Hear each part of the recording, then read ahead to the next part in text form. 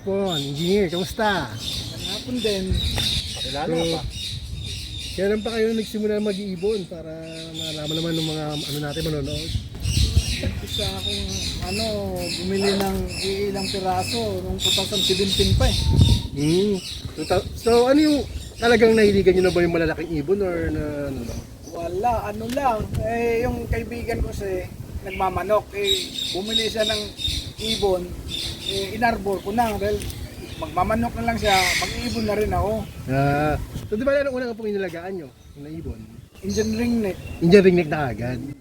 So sa pag-aalaga nyo, natawa naman kayo dahil syempre dumami. Dumami, kabibili. Pero nakapag-breed naman kayo syempre. Yung kakabreed naman. So yung mga alaga nyo po ngayon, siguro mga ilang piraso ngayon, sobrang dami po eh. 200 plus na yata yan. Ganun karami yung alaga nyo, gano'n. Sorted naman yan, mayroon din malilig yun. So, may halo-halo rin.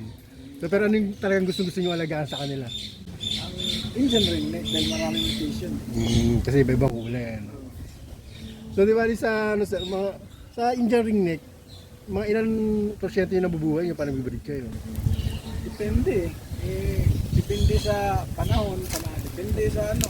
Ilan lang na yun naman, hindi naman karamihan din. Ganun din ka yung mga ninyo. Pero nagbebenta rin po kayo.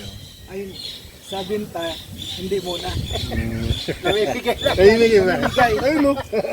Pahinga eh. So, baka naman. Di ba yung katulad no, meron kayong mga malalaking iba pang ibon doon eh.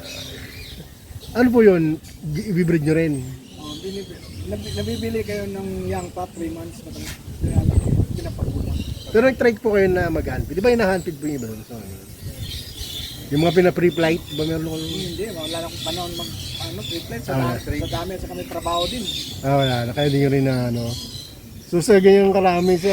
Gano'n mo karaming pagkain na ubus? Hindi naman kalakihan, basta tiyaga-tiyaga lang.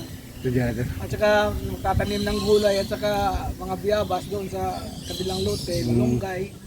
So ano ba madalas binapakain nyo po sa mga alaga nyo? Yung pagkain ng manok, yung Concentrate, gano'n. yung hagibis. Wow, mas ano pa. Hagibis, may mga prutas, gulay. So paano nyo po binibigay yun?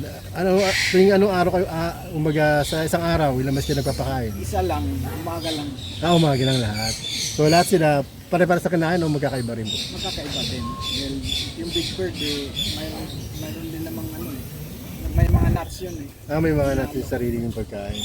So di bali yung lahat ng nandun sa dulo nyo na ibon, iba rin pagkain. Hindi pa rin pagkain. Tapos yung ringneck, yung sankunyor, sisisi, iba rin pagkain. So sa kunyo nyo po, ilang pares ang meron kayo? Ang alin Sa sa kunyo nyo. sankunyor is 20, 11. 11 pair. Tapos yung ano pa tawag doon? Yung sa may pula sa green. Sisisi? Hindi, yung Hindi ito po yung malaki? Yung malaki. Yung...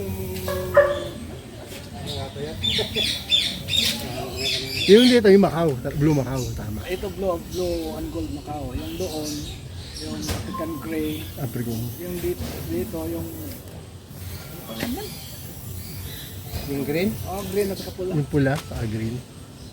Maso. Hindi.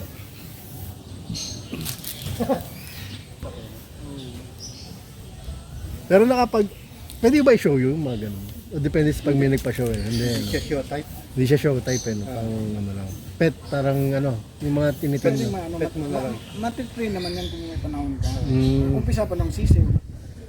Pero nagsasalita po ba yun? Nagsasalita rin sila. Depende rin sa ano. Yung ba- Kung nabibigyan mo ng panahon. Nakakailan to, ano yung siya. Kumbaga tutukan mo na rin para magsalita, no? Yan lang din naman nung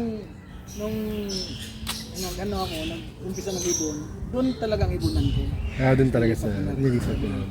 Pero ito pong ano, sariling ano niya po talaga. Sariling lote ko na ito. Nakakaano eh. Nakatanggal ang stress. Ayan. Kapag yung iba nga naiingayan, ako eh. Music, parang music. Nakakatulog pa ako dun sa loob eh. Parang music yan, no? Iba talaga yung pagkahilig mo eh, no? Iba yung gusto mo lang mag-alaga sa talagang passion mo na mag-ano talaga. Dati kasi, nung medyo bata-bata pa, nahilig talaga ako ng ibon. Kaso, wala naman pambili. Eh, ngayon lang kahit papaano, nakakaipon-ipon, nakakabili ng tayo-tayo. Luwag. Pero di ba nagpa-member po kayo ng SBC? Di ba? So, yung nag-show na po ba, nakapagsali na po ba kagad sa Kasali na rin.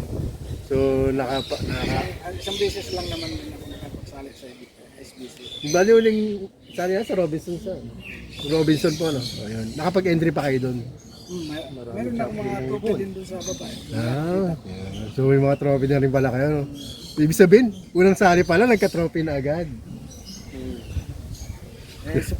Suportado ako sa mentor ko eh. Kasi Mardi Guzman eh. Yun, no? Yun, yung pala yung mentor eh. Kaya naman pala eh.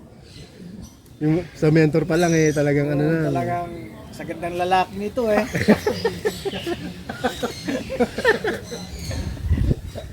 So ano naman yung mapapayo sa gusto mag-alaga ng ganun din malalaking mga ibon?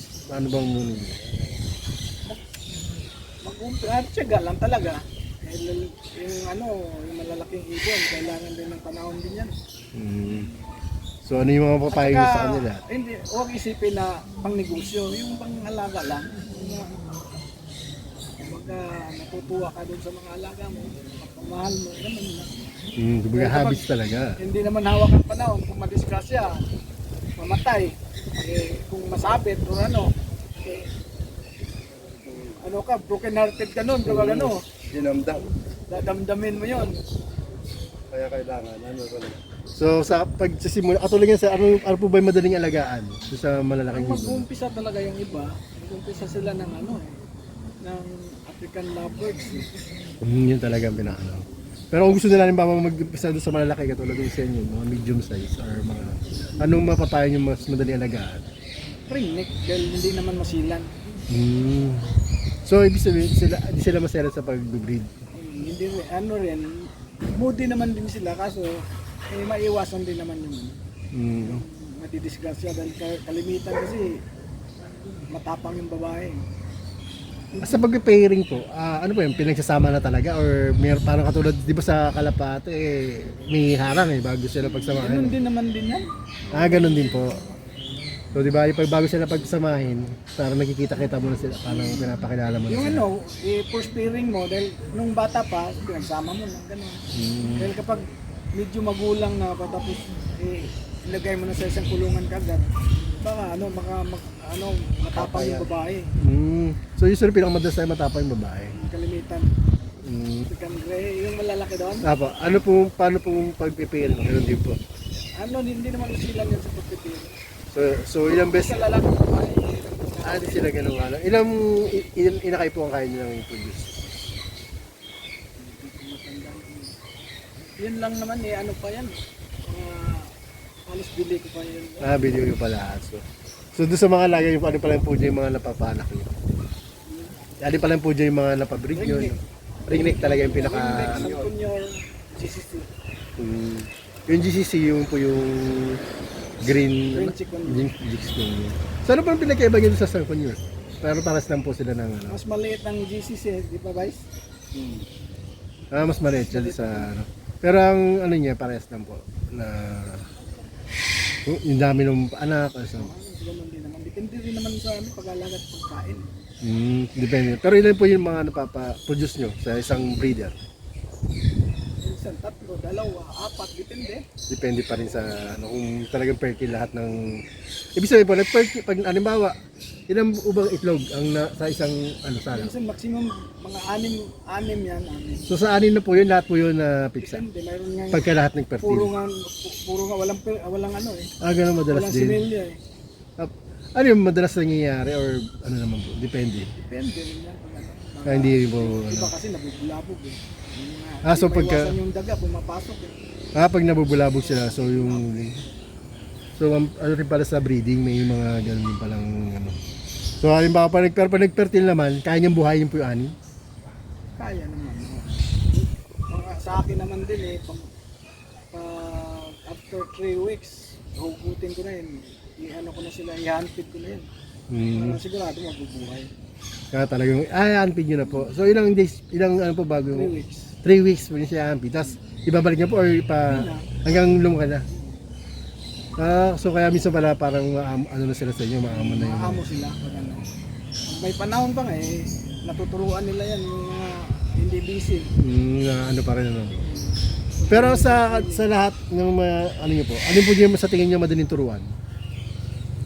San Kunyo. Sa kunyor talaga ang pinaka the San best. Kunyo, African Gray. Ayan ang mga madaling turuan. So yun ang mga ano.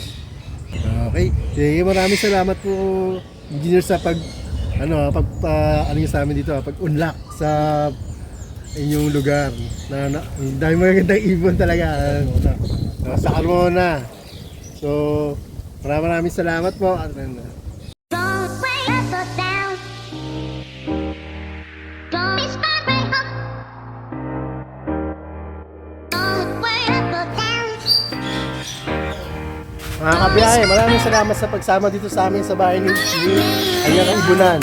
Maraming salamat po.